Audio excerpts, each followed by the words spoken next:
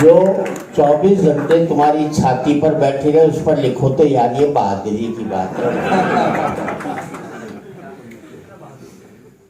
सिर्फ हाथ से कभी ही लुगाई पर लिख सकता है, वरना तो सब सारे प्रेमी गाँव पर इस पर उस पर दांत एक भी नहीं, फिर भी प्रेमिका पर लिख रहा है। अब जब भी घर में घुसो पतियो, जब भी घर में घुसो उदास होकर घुसो, दुखी होकर के घुसो, रुआ से होकर के घुसो, लुगाई समझ जाएगी कंट्रोल में है।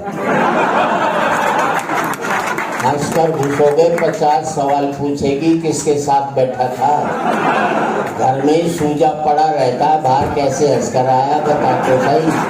उसे लगता है मेरे जीते जी इसकी हंसने की हिम्मत कैसे हुई।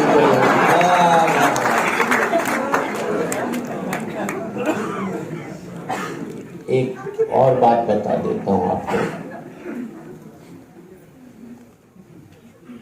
बहुत दुर्भाग्य था हमारे मुल्क में जिन्होंने जातियाँ बनाई, धर्म बनाए, नहीं बनाने देते तो हम बेहतर होते।